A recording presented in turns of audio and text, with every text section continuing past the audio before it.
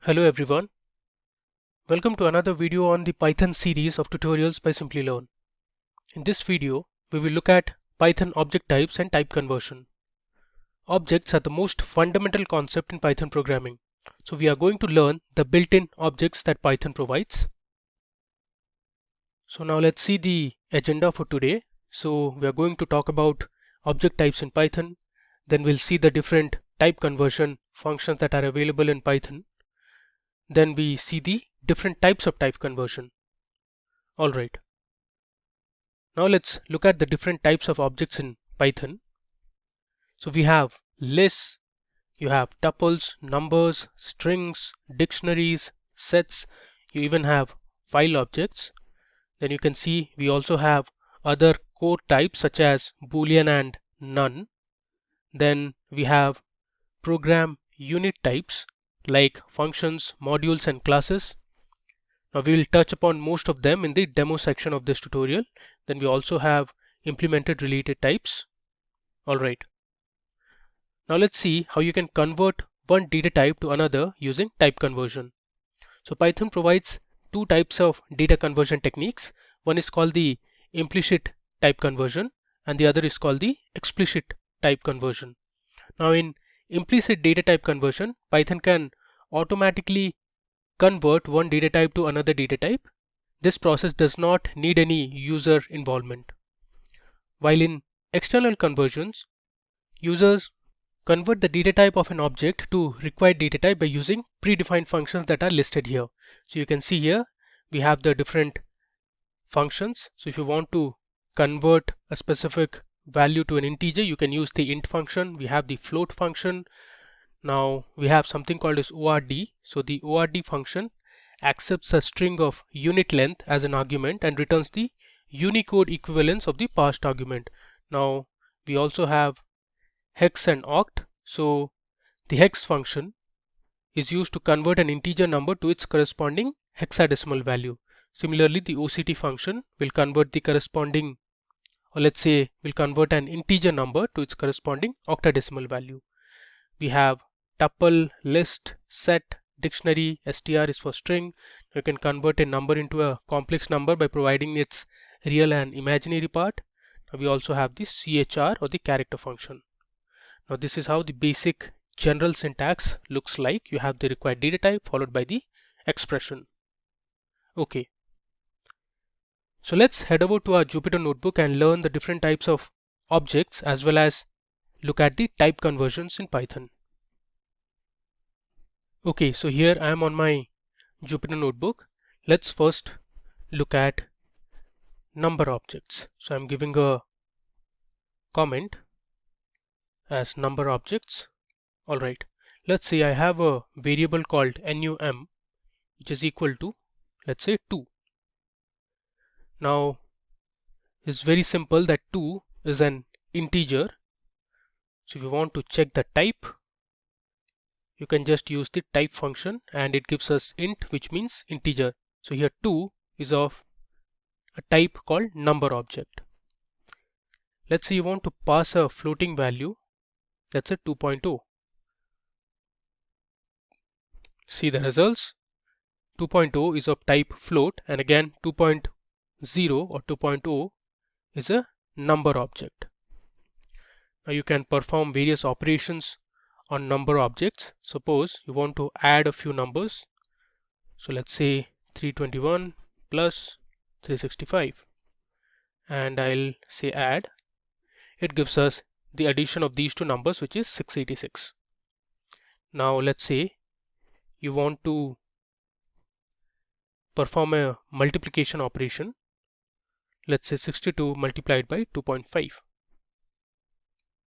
If I hit shift enter, it gives me the multiplication or the product of these two numbers, that is 55.0. Now Python by default will convert the result to a floating point number if there is one integer and this one float. If you want to return the exponent of a number, let's say I want to know 2 raised to the power 4. So I'm using double asterisk to represent the exponent operator. If I hit Shift Enter, it gives us 16. So it's basically 2 multiplied 4 times. Now you can also import specific libraries. So let's say I want to import the math library and I want to print the value of pi. So here I have written import math, and then using the module math I am trying to find the value of pi. Let's run it. You see here it says 3.141, so on and so forth. Now you can also import the random module. Let's say I'll write import random, and then let's say I want to print a random number. You can use the random function. Let's run it. You see here this is a random value that Python has generated. If I run it again, this value changes. Let's run it again. Again this value changes. Okay. Now we'll shift our focus to understanding string objects in Python. So I'll give a comment string objects. Let's say I have a string A is equal to, and let's say the string has India. Okay. Now if you want, you can print A. It says India. Now suppose I want to extract the value that is present at the 0th index of the string.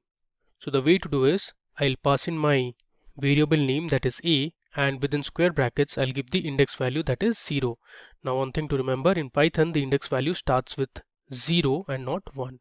So if I do A of 0, it gives me I because I is present at the 0th index. Now let's say I want the last value in this string India, so I need to return A. For that I can use negative indexing by using -1. If I do -1, it gives me A, which is the element present at the last index. Now let's say I'll write A1 and colon. Let's run it. You see the result here, it says NDIA, which means Python has returned everything starting from the first index till the last index. So here colon means you need to return everything that comes after the first index. Now let's say I'll write print A and I'll add, let's say XYZ. Let's run it. You see here this XYZ has been concatenated with the value that was present inside A, that is India. So the result is India followed by XYZ. Okay. Now if I write A multiplied by 7, it will print India 7 times without a space. You can see it here. Cool. Now let's say you want to replace certain values in the string. You can use the replace function. So if I write a.replace, let's say I want to replace IA that is present in India with, let's say, XYZ. Let's run it. You see here IND is fine. After that we have IA, and that IA has been replaced by XYZ. Now let's move on and understand list objects in Python. So I'll write list objects. Okay, so let's go ahead and declare a list L1 within square brackets. Let's say we have values like 101, let's say America, and then let's say we have another floating value, let's say 2.05. This is my list. If you want to print the list, you can use L1 to print it. You see here this is my list L1. Now if you want to find the length of L1, you can use the len function. If I run it, you get 3, which means there are 3 elements in the list: 101, America, and 2.05. Now if you want to extract certain values from the list, for that you can use the indexing method. Let's say I'll write L1 of 1. That gives me America because at index position 1 we have America. So 101 is at the 0th index, America is at the first index, and 2.05 is at the second index. Next, let's say I write L1 and then I give colon -1. Let's print it. So that gives me 101 and America. So what it does is this colon -1 will exclude the last index and print the other two elements in the list. Okay. Now if you want to append some elements to the list, you can use the append method. So I write L1.append. Within brackets I'll give my value, let's say USA. Now let's go ahead and print L1. If I run it, you can see the difference. Earlier my list had 3 elements, 101, America, and 2.05. Now we have added the 4th element, that is USA. Cool. Now you can also use the pop function in Python. Let's see what it does. So if I write L1.pop and I'll give, let's say 3. If I run it, it returns me USA because USA is present at the 3rd index of my list. If I write pop 1, it gives me America because America is present at the 1st index. Alright, now you can also reverse the elements in a list. If I write L1 dot reverse function, if I run this and then I'll print L1, you see the result here. We have 2.05 and 101, which is printed in reverse order. The reason being, we have already popped America and USA out and we are only left with 101 and 205, and if we reverse the current list, it will be printed as follows. So 2.05 comes at the beginning and then we have 101. Let me just rerun my list again to show you the difference. I have run my L1. Let's run this append query, and now let's use the reverse function. There you go. So now our original list has been reversed. So you have USA at the beginning and 101 towards the end. Okay. Now moving ahead, let's see the next type of object in Python, that is dictionaries. Okay. Let's say I'll create a dictionary called dict1, and you might be aware that dictionaries are created using the curly braces. So I'll have my key value pairs. Let's say my key is 1 and the value it holds is, let's say, the names of animals. Tiger, comma, will have the second key, and that second key will have the value, let's say lion, and let's say we have another element with the 3rd key, and let's say we have mouse. Okay, now let's print our dictionary. So this is how my dictionary looks like. Now you can display the keys by using the keys function. So this will return all the keys present in the dictionary. You see here 1, 2 and 3 are my keys. Similarly, you can display the values in the dictionary. You need to change these keys to values. If I run it, you see here tiger, lion and mouse are the 3 values. Now suppose you want to add another element to your dictionary. For that you can write dict1 and give the 4th key equal to the value, let's say cat. Now let's run dict1 and see the difference. There you go. So here we have added another element to the dictionary, which is cat.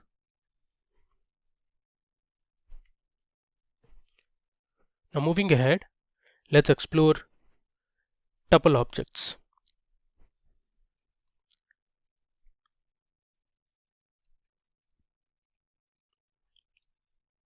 Okay, so we'll create a tuple called t1 equal to, we'll have the values 1, 2, 3, 4, and let's say you want to print the length of tuple t1. It gives you 4 because we have 4 elements in the tuple t1. Now let's say I'll declare one more tuple called t2, and this time we'll have 2 more elements in the tuple.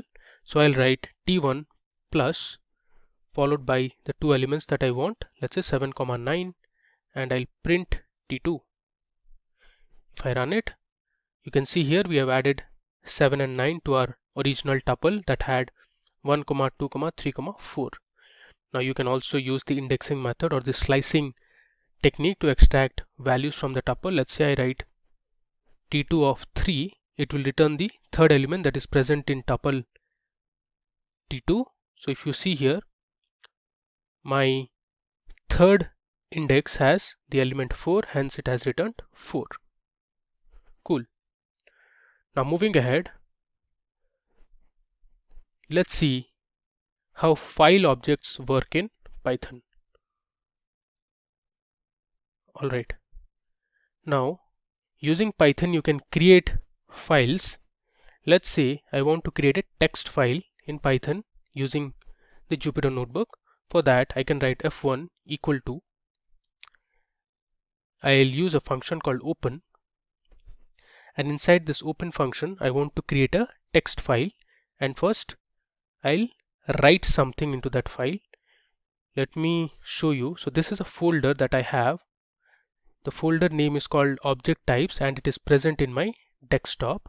So I'll use this location, and here you can see now this folder contains no files as of now, but we are going to create a text file using Python. Let's see how to do it. So here I'll paste my location that I've just copied. Now one thing to note is you need to convert everything to forward slash, or you can use double backslash also. I'll give another forward slash, and let's say I want to create a file in the name of data.txt. So it is going to be a text file. Make sure everything is inside single quotation, and I want to open the file in write mode. So I'll write W here. Let's run it and see the difference. Now if we check our folder, you see here earlier there was no data file. Now we have created a text file in the name of data. You see here there are no information or data inside this text file. Next we are going to add some data to this text file. Let's go back to our Jupyter Notebook. Okay, so we'll write some data to that file. So I'll write f1 dot, after that I'll use the write function, and within single quotations I'll write, let's say, hello simply learn, and then I'll give backslash n to go to the next line. I'll write again f1 dot write, and I'll pass in another message, let's say welcome to Python programming, and we'll give another backslash followed by n, and then finally we'll close the file. So I'll write f1 dot close function. Let's run this and we'll see the difference now. If I open this, there you go. We have some data in this text file, that is hello simply learn, welcome to Python programming. So this is how file objects work in Python. Alright, now moving ahead, we'll see how sets work in Python. Suppose I create a set called s, and I'll use the set function and I'll pass in India. So this is a string and I want to convert this string to a set. Let's say I have another set called s1, and here I have a list of values, let's say u, s, and let's say a. Now if I write s comma s1, so what set does is it will return only the unique values that are present inside each set. So here if you see India, all the elements are unique except I, because I is repeated twice, so it will return I only once in the result. But USA has all the elements present only once, so set will return all the elements. Now what if I'll write, let's say, s ampersand s1. So this will give me only the common element that is present in both the sets. So if you see here in India and in U, S and A, only A is repeating in both the sets, so it gives me A. Suppose I write S, this is the OR operator, and I'll write S1. If I run it, it gives me all the elements that are present inside set S and S1, excluding the repeating elements. So here I is repeating, so it has printed only once. Similarly, you can write S minus S1. So you get only those elements that are present inside set S and are not present in set S1. Now in set S, A is present as well as A is present in set S1, so it has excluded A from the result. Okay. Now we'll see some operations. Let's say I'll write A equal to 7 and B equal to, let's say, 2.0. I'll add A and B and store the result in my variable R, which stands for result. Let's see the output. If I write print R, it gives me 9.0, and if I check type of R, it gives me, there's a spelling mistake, I'll write type of R, it gives me float. So here Python is performing implicit type conversion. So if you add an integer with a floating point number, the result will be a floating point number and not an integer. Now if you say A equal to 7 and let's say B equal to same 2.0, and this time I am explicitly defining my result to be an integer, so I'm using an integer function. So if I write A plus B and if I print R, you see the result, it has given me an integer which is 9. Now to verify, you can also use type of R, it gives me integer, but earlier it returned us float. So this is how implicit and explicit conversion work in Python. Now this example was for numbers. Similarly, you can also perform for strings and for lists, tuples and sets. Now moving ahead, one thing I wanted to tell you was you cannot add a string and an integer. Suppose I'll give a comment, string and integer addition. Suppose I have a variable called A which has a value of 7, so 7 is an integer here. Then I have a variable called B which has a value 2, but this time I'll assign this 2 within quotes, so this becomes of type string. Now if you want, you can check that as well. If I write type of 2 rather type of B, it will give us str, which means string. Now let's say I'll write R, which stands for result, equal to A plus B. Now if I print R, it will give us an error because you cannot add a string with an integer. So it says unsupported operand. The way to fix this is you need to convert this string into an integer explicitly. So this time we'll say equal to 7, B equal to 2, so it is a string. Now I'll write r equal to a plus, I'm going to use the integer function or the int function to convert my b to an integer, and then I'll print r again. Let's do this. There you go. So here we have converted my string value to a numeric value of 2, and this time it works fine. So 7 plus 2 is 9. Okay. Now let's see how you can convert a float value or a floating number into an integer number. Let's say I have a variable called a which has a value, let's say 77.9, and I'm going to create another variable called int underscore a, and I'll pass this to my integer function. So it has int of a. Now let's print int underscore a. So you have 77. So my integer function has truncated the decimal point value that had 0.9. If you want to check the type, you can use the type function. I'll write type of int underscore a. So it gives us integer.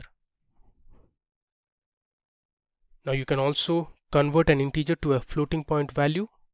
So if I have a variable called a that has a value of, let's say, 50, and if I write float underscore a equal to, I'll use the float function to convert the variable a to a floating point value, and let's print float underscore a. So it gives us 50.0 instead of 50. You can also check the type of float a. It gives you float. Okay. Now you can also convert an integer to a complex number. Let's say I'll take the same value equal to 50. I'll write comp underscore a, which stands for complex a. I'll use the complex function and pass in my variable that is a. Now let's print comp underscore a. So it gives us 50.0j. So 50 is the real part and 0j is the imaginary part. You can also convert an integer to a string. I'll take the same value, let's say 50. I'll write str underscore a equal to str of a. So I'm using the string function to convert my integer to a string. Let's print str underscore a. It should be an underscore and not an hyphen. Let's run it. There you go. You have 50 within single quotes. You can also check the type of a. str underscore a, it gives you string. Cool. Now we learn how to convert a string to a tuple. So let's say I have a string that has India as its value. If I write ts equal to, I'll use the tuple function and pass in my variable that is s, and then we'll print ts. You can see here Python has converted my string s, which had India, into a tuple of individual elements, and my tuple is present inside brackets. Cool. Now similarly you can convert a string to a list. I'll use the same string s equal to India, and then let's say I want to convert it to a list. I'll use L1 equal to followed by the list function, and inside the list function I'll pass in my variable that is s, and let's print L1 and see the difference. You see here my string has now been converted into a list. You can also check the data type of L1 or the object type of L1. It returns you list. Similarly you can also check the type of ts. It gives you tuple because we converted that string to a tuple.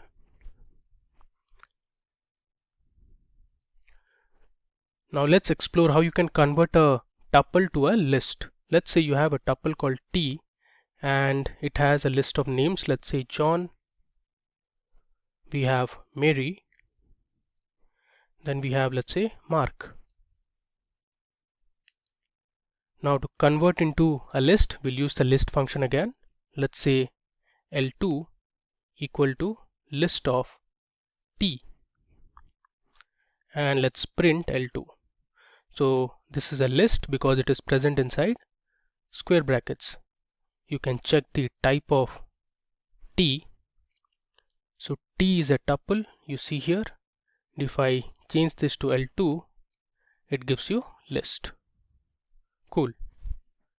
Now moving to the next section where we'll see how to convert integer to binary. Suppose I have a variable called a equal to 10, and then I have b equal to bin of a. Let's say we have another variable which is c, and here I want to convert my integer into a hexadecimal value or a octadecimal value. For that you can write d equal to, use the OCT function for octadecimal value. Okay, now we are going to print them one by one. So I'll write print of b, print of c, and then we'll print what is there inside d. We'll run it and you can see the results here. So binary of 10 you see here, hexadecimal of 10 you see the value here, this is an hexadecimal value. Then we have the octadecimal value of a. Okay. Now moving to the final section of this demo. Now you can convert a number to its corresponding ASCII character. Let me show you how to do it. Suppose I have n1 equal to 76. Now if I write chr of n1 and run it, it gives me L. Now let's see our ASCII table. So this is my ASCII table, and for 76 you can see here the character is L. So this chr of n1 will return the corresponding ASCII character for that particular number. So here 76 belongs to L. Let's say we have another number n2 equal to, let's say, 100. Now if I write chr of n2 and run it, it gives me lowercase d. We'll see the table again, and if you see for 100 we have lowercase d. Now here you have a list of characters. These are special characters. You have uppercase characters, you have @ you have numbers. Each of them have their own ASCII values. Cool. Now you can convert string character into Unicode values. Now let me tell you what Unicode value is. So computers on a basic level deal with numbers. So letters that appear on computers are stored by computers as a list of numbers. So the Unicode standard provides a unique number for every character and supports multiple languages and all special characters. So let's say I have a string S which has the value of capital A or uppercase A.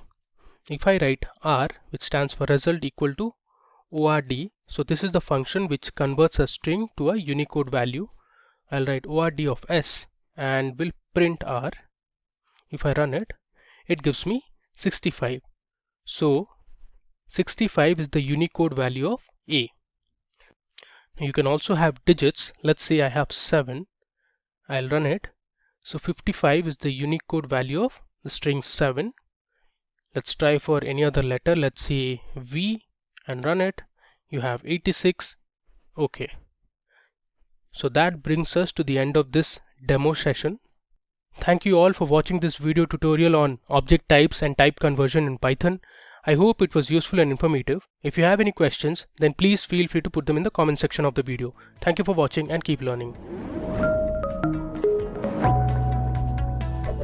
Hi there, if you like this video, subscribe to the Simplilearn YouTube channel and click here to watch similar videos. To nerd up and get certified, click here.